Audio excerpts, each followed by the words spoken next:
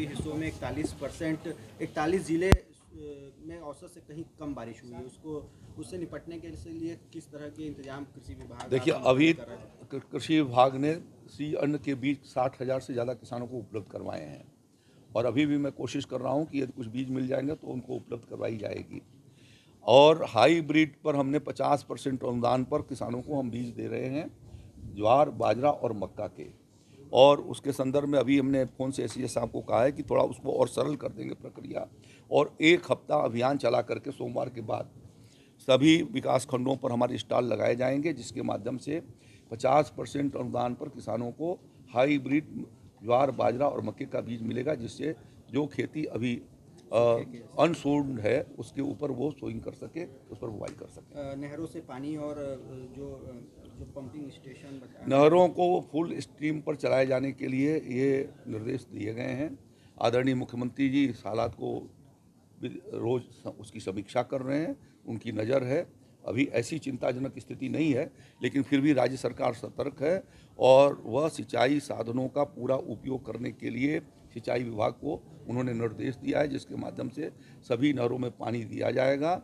और जो राजकीय नलकूप हैं या निजी नलकूप हैं, उनके ट्रांसफार्मर यदि खराब हैं तो वो तुरंत प्राथमिकता पर बदले जाएंगे, जिससे कि सिंचाई में किसी तरीके का व्यवधान न हो। बीमा योजना के लिए भी आपने अपील की है कि वो प्रधानमंत्री फसल बीमा योजना किसानों के लिए सुरक्षा कवच है।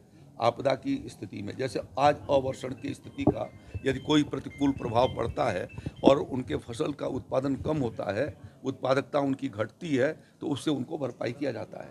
तो इसलिए मैं अपील करना चाहूँगा कि 31 जुलाई के पहले सभी किसान भाई अपना प्रधानमंत्री फसल बीमा योजना के भीतर बीमा करा लें। सर, मणिपुर की घटना को लेकर के लगातार मणिपुर की घटना को लेकर देखिए, इसके बारे में संसद में चर्चा हो चुकी है। हमारे गृह मंत्री जी ने उसके ऊपर बयान दिए हैं, इसलिए मुझे उस पर बोलने का कोई औचित्य नहीं है। सर, कितने हिस्सों में घोषित करने की कुछ योजना है? अभी कहीं सूखे जैसी स्थिति नहीं है। सर, स्वामी प्रसाद मौर्य का कहना है कि अगर मंदिरों की स्थिति की भी लेकर के अब तक 2,61,07,691 किसान को पीएम किसान सम्मान निधि का पैसा गया है। उत्तर प्रदेश राज्य के भीतर ही 56,678 करोड़ रुपए कल का किस्त उसके अलावा है। कल को जोड़ेंगे तो 60 लगभग 61,000 करोड़ रुपए के करीब पहुंचेगा, थोड़ा सा कम होगा वो।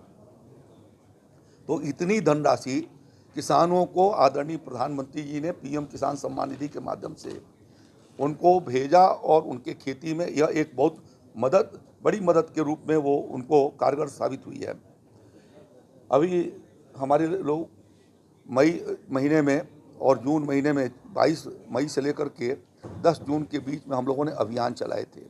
गांव-गांव में हमारे कर्मचारी गए, कृषि विभाग के और राजस्व विभाग और कॉमन सर्विस सेंटर के लोग गए, आधार कार्ड को ठीक करने का काम किया, और बैंक के प्रतिनिधि या पोस्ट ऑफिस के प्रतिनिधि भी गए, जिनके खाते नहीं खोले थे उनके खोले गए।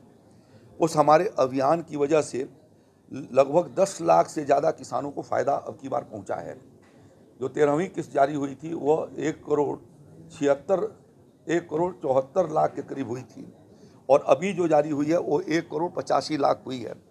और यह इस हमारे जो अधिकारियों और कर्मचारियों ने तपती हुई गर्मी में जो तप किया, और राजस्व विभाग के लोगों ने भी किया, उनके इन प्रयासों से 10 लाख किसानों को फ़ायदा पहुंच सका। उनको मैं अपनी ओर से बधाई देता हूं, आभार प्रकट करता हूं कि उन्होंने यह एक बहुत उपकार का काम किया है, जिससे किसानों को सुविधा प्राप्त हुई है।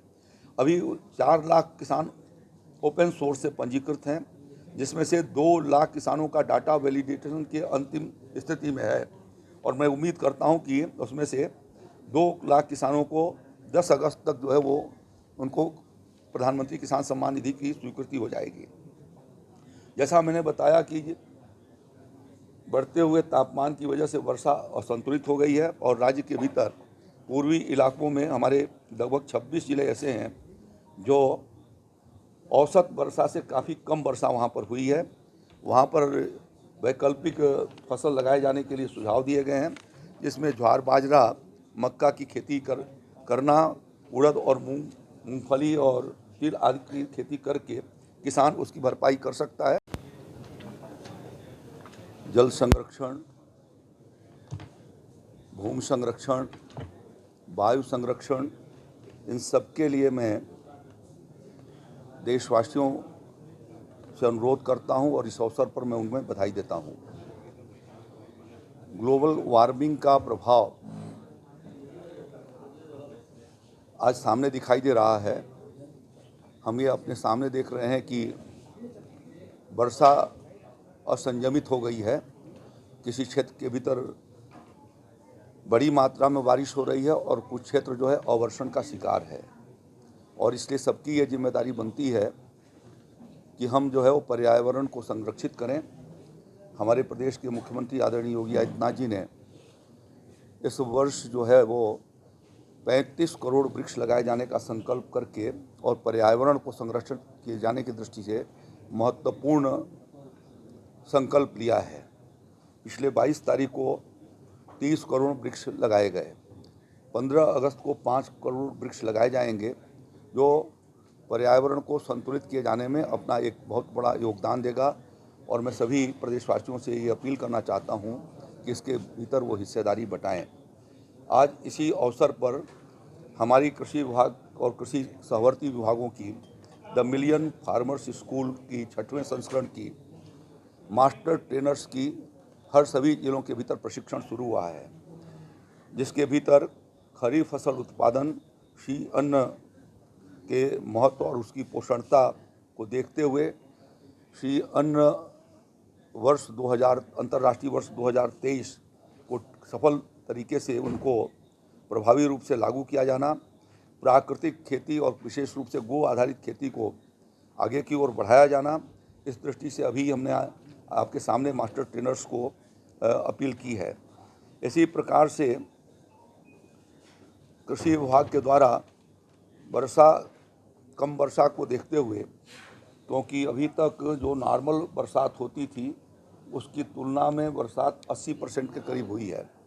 सामान्यतः उसके भीतर भी असंतुलन है। पश्चिमी उत्तर प्रदेश में ज़्यादा बारिश हुई है और पूर्वी उत्तर प्रदेश में कम बारिश हुई है।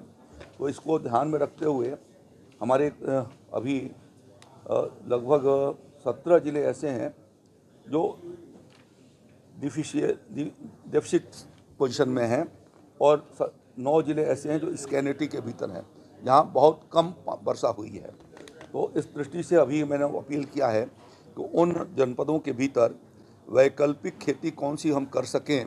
ख़ास तौर पर उसके भीतर मिलेट्स की खेती हो सकती है, अन्न की, ज्वार बाजरा मक्का की हो सकती है, और उनके मिनी किट भी हम लोगों ने किसानों को सुलभ कराए। और अभी भी उनके लिए जो व्यवस्था बन सकती है उसको करने के लिए हमने अपील किया है।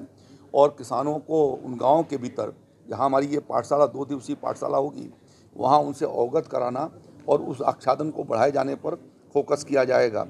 इसी प्रकार से उद्यान विभाग के द्वारा साग सब्जियों और फलों के दृष्टि से भी उसके आच्छादन को बढ़ाए जाने के लिए यह मौसम बहुत अच्छा है और उसका वो उपयोग करके उसको करें और उनका उत्पादन बढ़ाया जाए। पशुओं के लिए क्योंकि सेक्स सॉर्टेड सीमेन, आर्टिफिशियल इंसेमिनेशन के माध्यम से, कृत्रिम गर्भाधान के माध्यम से व्यापक पैमाने पर करके और हमारी प्रोडक्टिविटी बढ़ाई जा सके, इस दृष्टि से इस पाठशाला के भीतर उनको प्रशिक्षित किया जाएगा। और ये भी मैंने जानकारी दिया है कि सेक्स सॉर्टेड जब योगी जी की सरकार 6 साल पहले बनी थी तो 900 रुपये का एक डोज था। आज योगी जी की सरकार ने उसको घटा करके 100 रुपये पर डोज कर दिया है और वह सुलभ हो गया है, जिसके माध्यम से बछिया ज़्यादा पैदा की जा सकती है। पराली जलाने से भी पर्यावरण पर बहुत प्रतिकूल असर पड़ता है। एक तरफ भूमि की गुणवत्ता खराब होती है, दूसरा वायु प्रदूषण उससे बढ़ता है और सांस रोग भी बढ़ते हैं।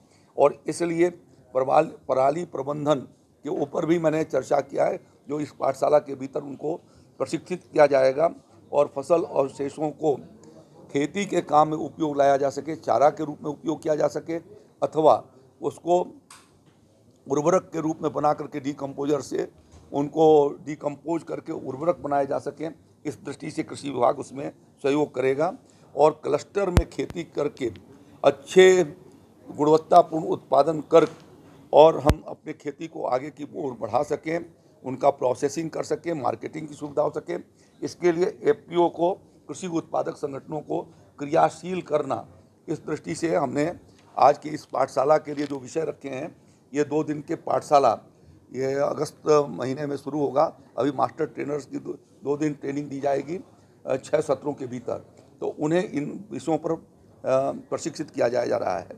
कल आदरणीय प्रधानमंत्री जी ने प्रधानमंत्री किसान सम्मान निधि योजना की 14वीं किस्त जारी किया। मैं उनको अपनी ओर से और उत्तर प्रदेश के समस्त किसानों की ओर से उनको बधाई देती। नहीं बुआई रोपाई हुई है वहाँ पर इन फसलों को वो लगाएं, जिससे कि उन्हें आर्थिक नुकसान से बचाया जा सके। आज मैंने सिंचाई विभाग को कहा है और माननीय मुख्यमंत्री जी ने भी निर्देशित किया है कि सभी नहरें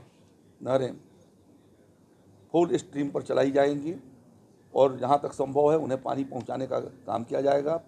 जो राजकीय नलकूप या निजी नलकूप हैं, यदि उनके ट्रांसफार्मर खराब है तो उनको तुरंत परिवर्तित कर दिया जाएगा और किसानों को किसी तरीके की असुविधा नहीं होने दी जाएगी। और राज्य में इस खरीफ के लिए हमारा 96,20,000 हेक्टेयर का लक्ष्य था, जिसके अगेंस्ट कल तक 73,43,000 हेक्टेयर में बुआई हुई है, जो 76.31% है। तो अभी लगभग 24% और बुआई होनी है। तो उसमें किसान भाइयों से मैं अपील करना चाहूँगा कि पारंपरिक खेती से अलग हट करके कम वर्षा के भीतर जो खेती हो सकती है उसके भीतर वो कदम उठाएं, जिससे कि किसान भाइयों को नुकसान से बचाया जा सके। और जहाँ पर वो भी असंभव है वहाँ चारा उत्पादन यदि वो करते हैं तो चारा उत्पादन के माध्यम से भी उन्हें अच्छी आमदनी हो सकती है और पशुओं को संरक्षण उसके द्वारा किया जा सकता है। राज्य के भीतर पर्याप्त मात्रा में हमारे पास फर्टिलाइज़र है। अब तक हमारे पास जो केमिकल फर्टिलाइज़र है वो 26,77,000 क्विंटल मेट्रिक टन है हमारे पास, जिसमें 15,17,000 मेट्रिक टन यूरिया है, 6,06,000 मेट्रिक टन DAP है, 2,64,000 मेट्रिक टन NPK है, 28,000 मेट्रिक टन पोटास है और 2,62,000 मेट्रिक टन SSP है। इस प्रकार से 26,77,000 मेट्रिक टन DAP फर्टिलाइज़र हमारे पास पर्याप्त है और किसी तरीके की फर्टिलाइज़र की कठिनाई किसानों को नहीं होने दी जाएगी। इसकी चिंता योगी आदित्यनाथ जी की सरकार प्रारंभ से ही कर रही है और इसलिए किसी प्रकार का कोई असुविधा नहीं हो पाएगी।